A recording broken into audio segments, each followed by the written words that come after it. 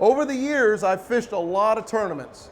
And I'll tell you something. A couple of years back, thanks to a good friend of mine over there, Joe Uribe, I call him the swim bait king. That guy can throw swim baits like no tomorrow. But we were at Lake Havasu, and we had a big tournament. And you know, it's no secret, Matt and I go out there, and we're usually travel partners. We'll head out to the lakes and fish these tournaments together and stuff like that. But we're usually fishing against each other in these pro-ams. But what ended up happening was I felt like I was on a pretty good drop shot bite out there, and I realized after the first day that I'm sitting out there, I'm not getting bit, and I'm like, man, there's something going on. I got to do something different. It was around 10 o'clock, and it was going into the, you know, well, it was the end of February, and so I ended up going to this little swim bait thanks to a good friend of ours, Mike Crothers, that was giving us a little heads up on how to throw these little dudes. And I'll tell you what, when I learned that was a lot of fun.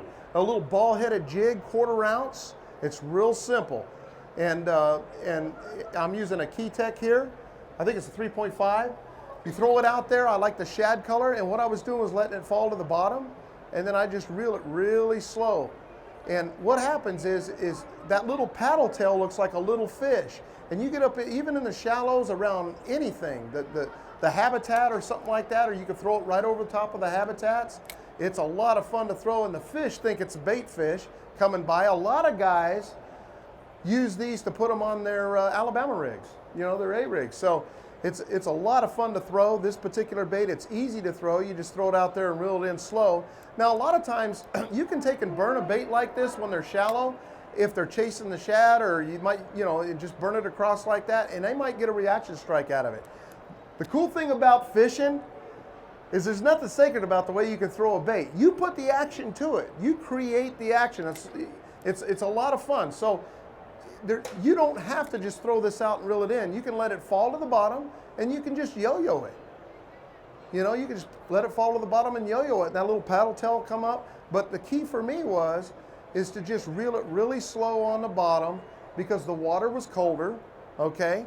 This time of year, I would still suggest reeling it towards the bottom, because the bass will make their nest. They don't want nothing in there. So if this thing comes across that, they'll get it. There's one there. But they'll get that bait. They'll actually inhale that whole little bait. It's amazing. You can throw the biggest bait in the world, believe this or not, and catch the smallest fish. I've seen it happen. I've done it. I thought, man, there ain't no little bass going to hit this bait. I'm going to throw this big bait or something. You know, you go to a bigger swim bait and all of a sudden catch one half the size of the swim bait. Bass will try to eat anything they can put in their mouth. So that's just, they're aggressive little fish. Anyways, just throw it out there, and it's real easy. You just swim it back really slow on the bottom. And if you come over a rock or anything like that and you get a little bit stuck, my suggestion is, and I see a lot of people do this, they'll feel like they got stuck and automatically they're ripping the bait out and reeling it back real quick. Well, let me tell you something. So many bites come from getting hung up. It's unbelievable. Even with drop shots, you'll get your drop shot weight stuck and you're hung up, so you just bust it loose and you reel it back real quick. But believe this or not, a lot of times if you can pop the bait loose, the fish will grab it right on the spot. So you want to make sure that if you think you're hung up, before you go wailing on it too hard so you don't set the hook in something, you just kind of pop it over and let it fall right back down into that spot, because you're in an area where a bass is going to be hanging out, because they'll hang out around that structure. So it's not a bad thing to find a stump. You don't want to cast away from it. You don't want to, you know, or a big rock or something like that. Once you find that, you know, you're using your lures as fish finders a lot of times as well to feel what's on the bottom. And you're like, oh, there's a big rock or something right there. And then pop it over the rock and let it sit there a minute and reel it back in a little bit. But these little swim baits like that are just awesome, because that little ball head normally will hit the rock and you don't get hung up. If you can feel with a good rod, that's one of the reasons I like the Taipan, you can feel it and just bump it right over. And a lot of times that'll create the strike. So it's a lot of fun to throw this bait. You can throw year round, but I really, really like it this time of year and early in the spring, real early in the spring. I've had a lot of success on that. But it ended up catching me a limit. But on this particular bait, what I like to throw is, you know, I'll throw a 10-pound test line or an 8-pound test line with this, And I was throwing this on a bait caster because of all the habitat, things like that at Havasu. So you can throw it on a bait caster with about 10-pound test line. It works really good, and you'll have a lot of fun. Now, I've had a lot of people ask me over the years, do you throw monofilament? Do you throw braid? Do you throw fluorocarbon? What do you throw? And I'm like, I throw everything. So, but the difference is if I'm throwing a topwater bait, I'm going to throw monofilament line. Okay, monofilament line is great for topwater fishing for me. It adds a little bit of stretch in the line, first and foremost, plus it floats a little bit better. Fluorocarbon sinks.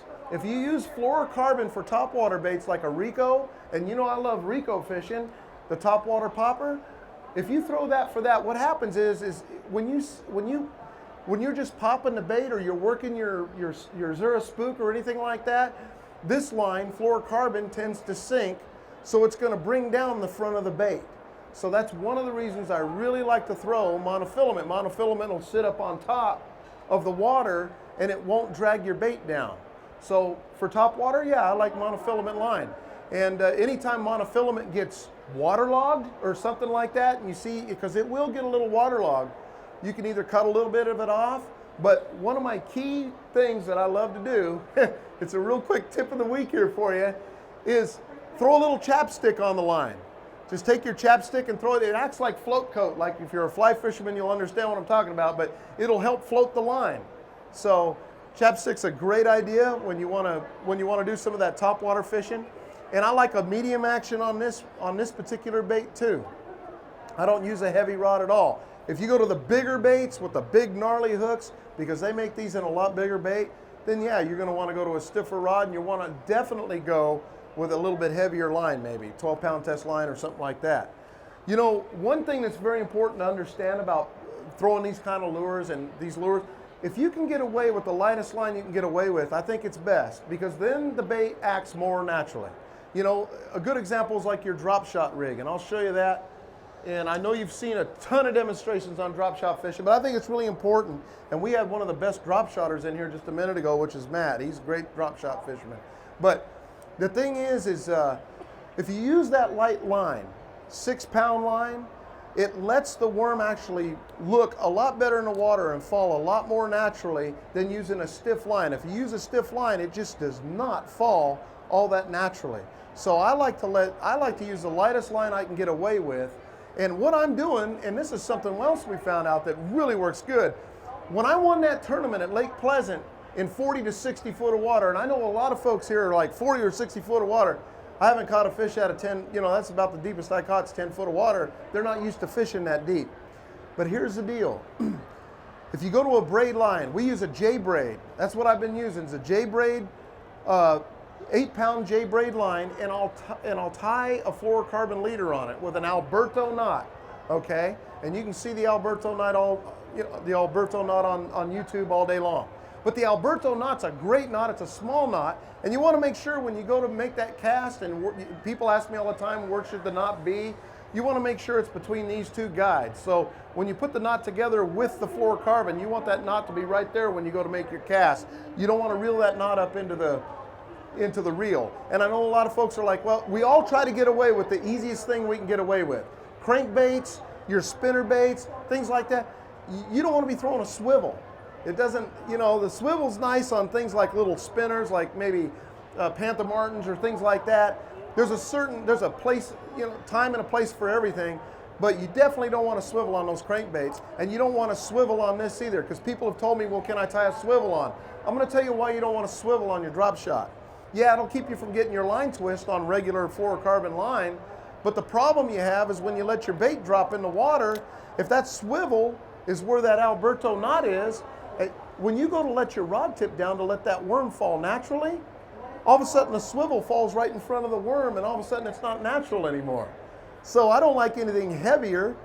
Uh-oh, what do we got here? And just let it fall, and we got a fish that got hungry.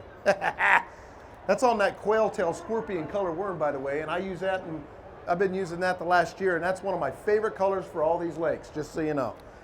All right, so one other thing that I like with my drop shot, I'm using the Taipan drop shot rod. It's a 7.2 rod.